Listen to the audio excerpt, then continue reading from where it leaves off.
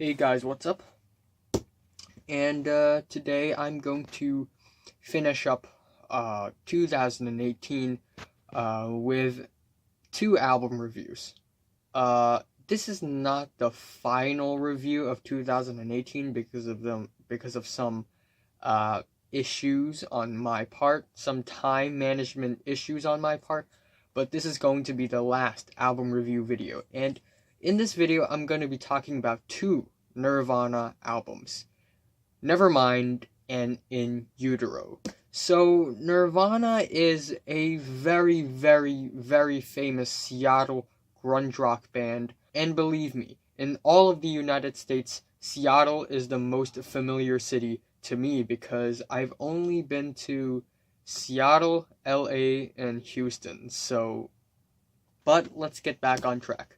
Nirvana is unarguably one of the most important bands in the history of rock music, and they are perhaps the most important band in the 90s. I don't care if it's hip-hop, jazz music, folk music, Nirvana is the most influential band of the 90s, and all the rock bands after Nirvana and after Radiohead, uh, they are all somehow inspired by Nirvana and Radiohead, at least for a bit, because these two bands are just so influential. Their styles, their musical styles, have just reached into the music industry so much. And, Radiohead is my favorite band, but I have to say that when it comes to harsh alt-rock music, Nirvana is the zeitgeist, is the peak of rock music in the 90s. And you may be wondering, why aren't I covering Bleach, their full-length debut studio album? And, I don't have time to cover it, and I don't think that Bleach is better than In Utero and Nevermind, but I have to say, Bleach is a pretty good, pretty solid, raw, rough rock album. But it's Nevermind and In Utero that really crowns Nirvana as one of the most important bands in the history of music. And Nirvana back in the days in the 90s, they are one of the most controversial bands in the scene because they are just so loud and raw and negative. I mean, sure, there are a lot of loud and raw and rough metal bands in the 80s, but none of them are as disturbing and dark as Nirvana. But what's even more interesting and special about Nirvana is that despite their song lyrics being very dark and disturbing and messed up, their music is catchy. It's entertaining. And a lot of people like it because it's just so accessible.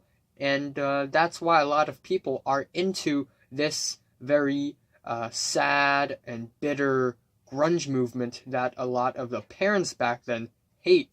And I'm just so glad that right now, if I listen to Nirvana, nobody's gonna complain. Nirvana is also known for their rough guitars, their super heavy roaring bass by Chris Novoselic. We also have the pounding, bombastic drums by Dave Grohl, and of course the very rough and animalistic and growly vocals by Kurt Cobain, who had unfortunately passed away because he committed suicide just about 7 months after the release of In Utero. And that moment had also changed the music history quite drastically, I have to say. And, despite their reputation for being destructive and angry, and teenage angst, of course, is their label. There are also a lot of tender moments and somber and quiet moments in their music, and they can really strike a balance between the extreme, loud, angry songs and the more tender, soft songs. And Kurt Cobain is truly one of the most legendary musical artists of ever, and of course his musical talents is impeccable, but how he really ended up is just so sad. And you know, before he passed away, there are already so many evidence that he's gonna do what he did. And the most musical evidence is the track I Hate Myself and I Want to Die. Yes, Kurt Cobain suffers from depression, and it's real, it's authentic, and it had really got into him. I'm just gonna go out and say this, but I love Nevermind just as much as I love In Utero.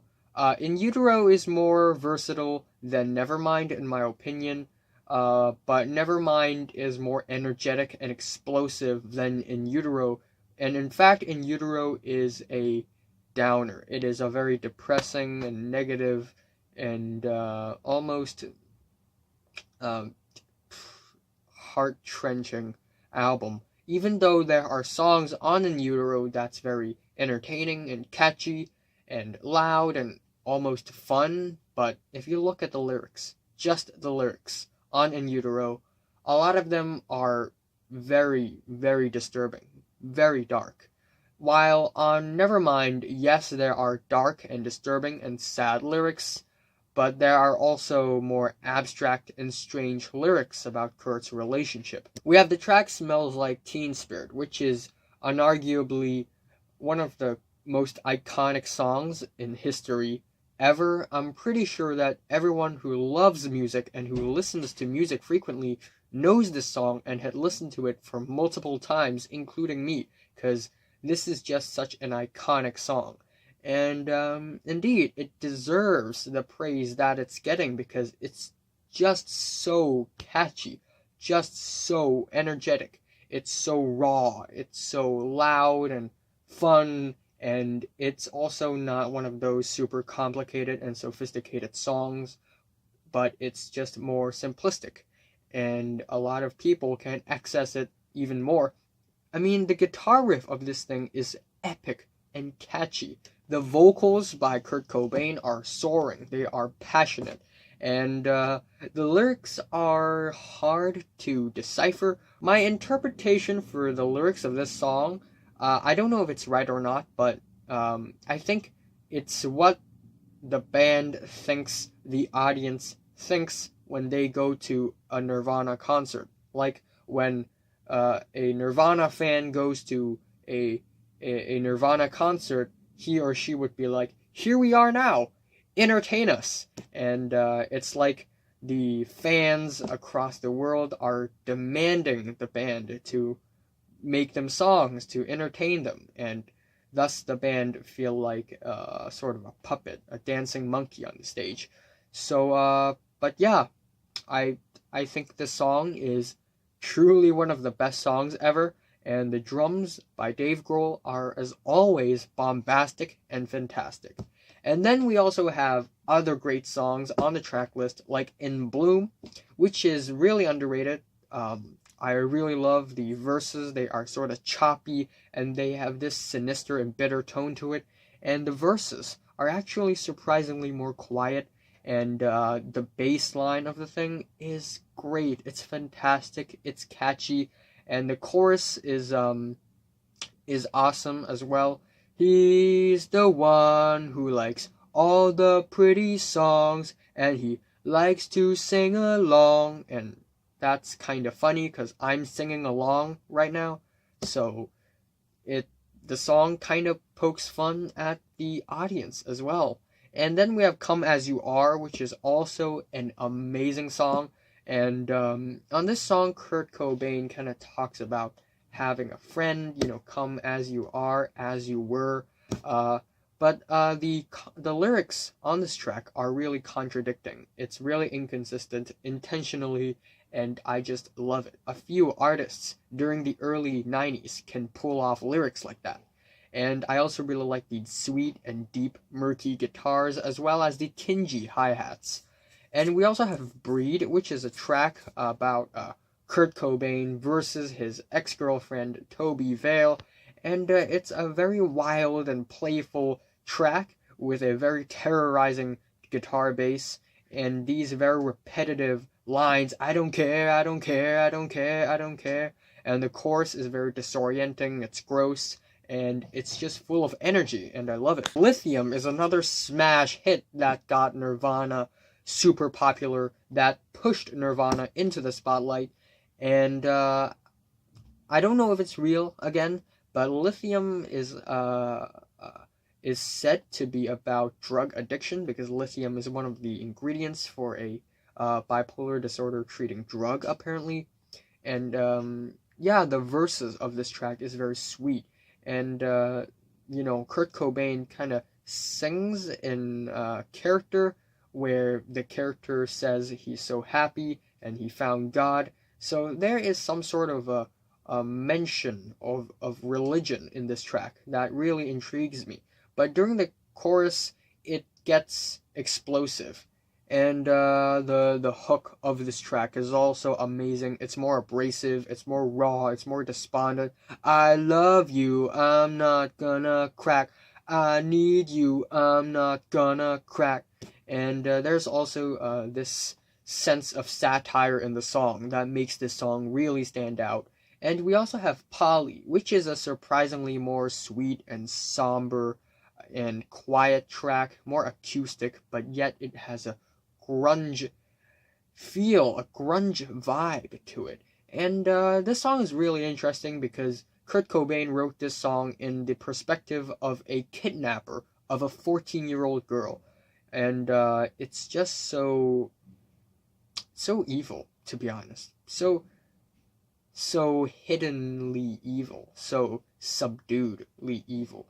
And then we also have wilder and more aggressive cuts, like the territorial pissings. We get this wild intro to the track, which breaks into these super aggressive, abrasive, explosive, loud guitars. And wow. And on this track, Kurt Cobain pokes fun at idiots around him in general. And Kurt Cobain further expresses his disgust towards the world, the media, the people around him, his fans, and himself on the album. And we also have stranger songs like Drain You on the track list, which is a very sweet alt indie rock track that's very expressive. And we also get this double chord thing that is really mainly pioneered by bands like Nirvana in the early 90s, where the bass guitars and the lead guitars are sort of following one set of chords, but the vocals are sort of following another set of chords, and it makes the song way more catchy, way more listenable and enjoyable. And the song itself is a very dorky love song, which is, again, satire. And Lounge Act is perhaps one of the most underrated Nirvana songs of all times, in my opinion. Once again, it's like Drain You. It's a very sweet indie alt-rock song that sort of jumps from major chords to minor chords a little bit. And I also really love the verses and how the chorus is extended from the verses, so the flow of the entire track feels extremely natural. And what makes this track really interesting is also how Kurt Cobain wrote this track in the perspective of his ex-girlfriend, Toby Vale. And I just love how the song sounds. It's so catchy, it's so smooth, it's so in the moment. I just love it. And then we also have Stay Away, another nasty, raw, punk rock teenage angst rager, and it's a song written in protest of clubs charging bands for performing. And this song is also sort of written against the media. And we also have On a Plane, which is a sort of a mix of sweet indie alt-rock song music and cold-blooded punk rock, grunge rock music. And it's also a really solid track, in my opinion. The vocal harmonies are great in the track. And On a Plane, I interpret this track and the title On a Plane as in Kurt Cobain is in a very depressed state. And, when you apply the fact that Kurt Cobain had suffered from mental illness into the lyrics on most of the tracks on the album, and pretty much all of the tracks on In Utero, it makes very much more sense.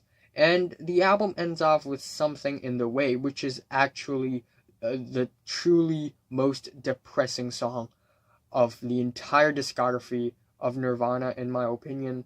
It's a very beautiful but also dark and somber guitar ballad, and yeah, it's just so tortured, so much pain, especially in the chorus when Kurt Cobain sings "There is something in the way."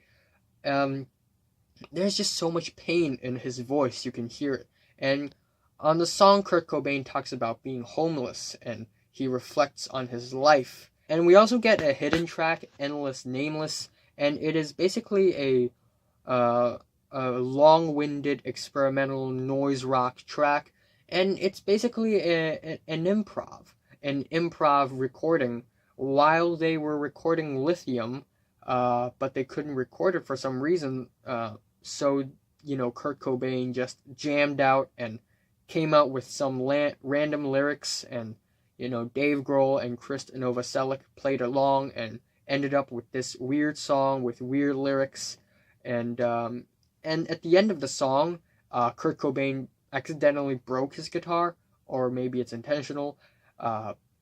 It's a weird track. It's also probably my least favorite of all the track list, but it's still pretty impressive, given that this track is actually just an improv track, and the lyrics are still so dark, even though it's all made up on the fly. Death, violence, excitement, go to hell, go to jail, and yeah, overall, I just love Nevermind. It's such a great album. And every track in here is just so solid, so cohesive, and so much energy, yet the lyrics are just so disturbing at times, and also wild and aggressive at times. And then 3 years later, in the year 1994, we have In Utero, which is actually the last Nirvana studio album. And wow, this album, while it still has the meat and potatoes grunge sound that Nirvana's Nevermind has, this one, well, musically it sounds more versatile. It explores more different musical styles, but lyrically and conceptually it's more centered on hatred, on sadness, on depression. The album opener, Serve the Servants, is actually a light-hearted, catchy song with some really, lightweight guitars. But even so, the lyrics, they foreshadow Kurt Cobain's fate a little bit, talking about, him growing up to be bored and old. And he also mentions his father, about how he wanted a father, but he got a dad, and he wanted to tell his father that he didn't hate him anymore. And it's one of the more interesting lines that Nirvana's music has. And I love how this song sounds like Nirvana summing up themselves, sort of wrapping themselves up before presenting the next album. Wow, my throat. Then we have Scentless Apprentice, which is another really wild and aggressive cut by Nirvana. We have these roaring guitars that are so ear-piercing and loud and sharp and roaring. And we also get these very distorted and tortured screams by Kurt Cobain, shouting, go away, get away. And it's really aggressive, it's really loud, and it has a lot of energy, I have to say. But I guess I'm also kind of unclear and unsure of what the true intentions of writing this track is. Then we have Heart-Shaped Box, which is also one of the most famous Nirvana tracks of all time, attached to a really, really weird music video. But yeah, this track is actually a really special track by Nirvana, and it's also super catchy and entertaining. We get these very steady drums and bass sort of matching together, combining with each other during the verses, and they are sort of tiptoeing. And a few bands do that in the early 90s, and I'm super impressed. And the chorus is, of course, very loud and explosive and catchy, and the vocals by Kurt Cobain is more painful than ever. And the lyrics are basically about Kurt Cobain being paralyzed by love. And there are also lines on this track that really hit me in the heart, like Kurt Cobain saying that he wished he could eat someone's cancer cells before she turned black. And wow, yeah, Kurt Cobain is a great lyricist. And then we have Rape Me, which in terms of lyrics is a way more minimalistic, but this song is just so, whoa.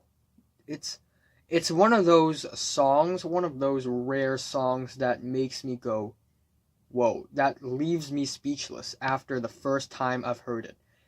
And the main reason why I am left speechless after listening to the song is because of the lyrics.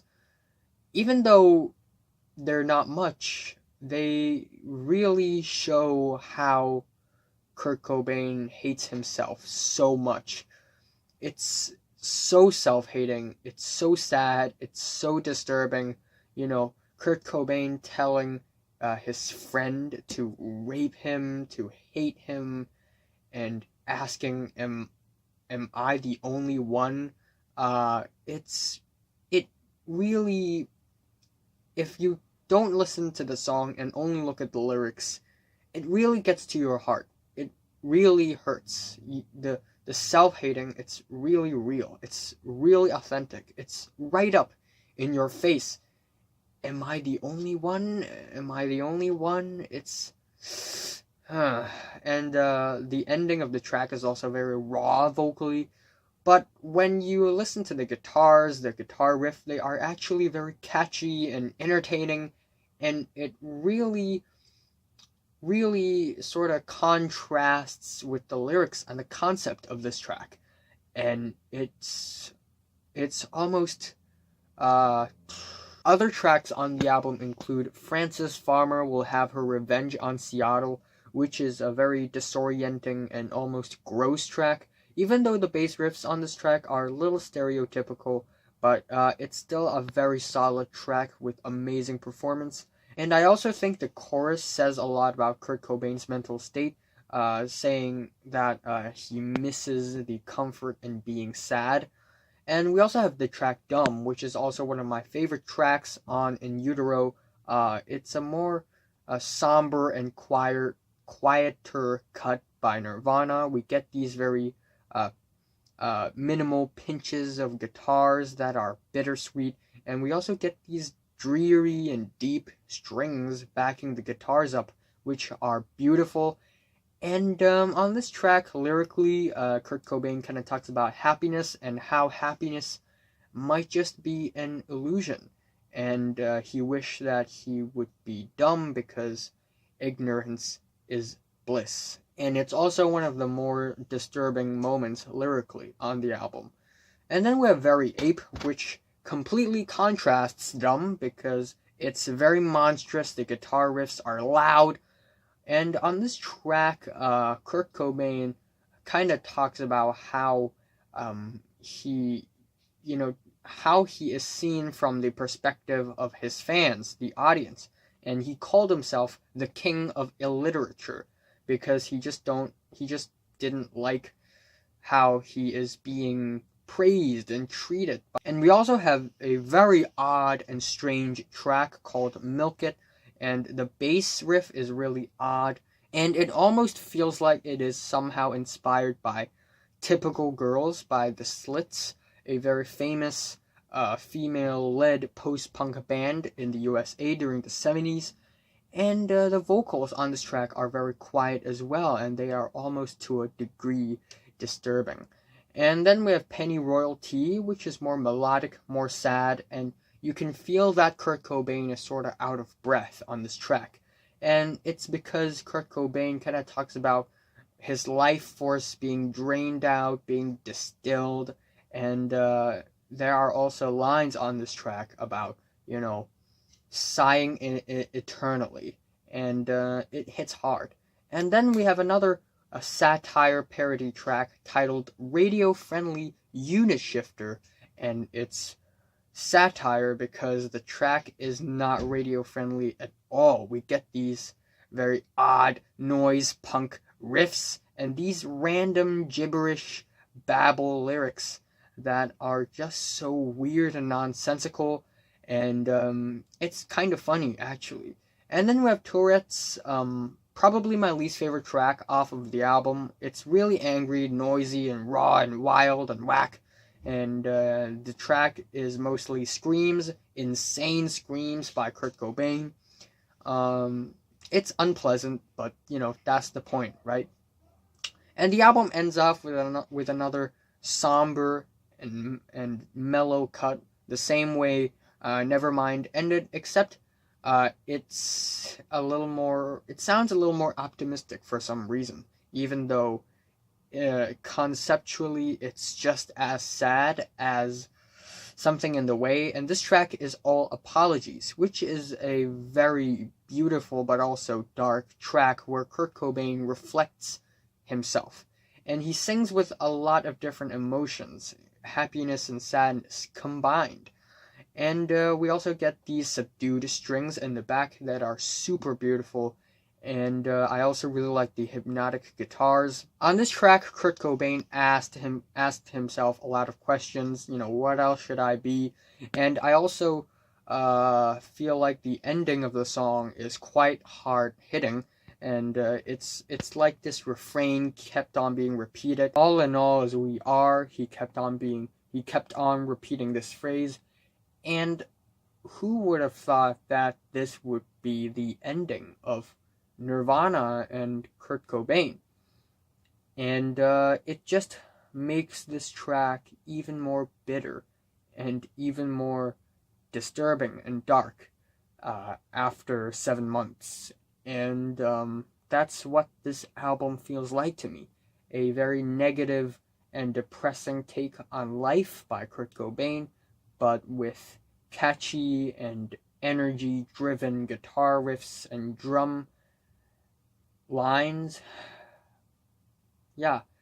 Later on, Krist Novoselic and Dave Grohl would go on to form Foo Fighters.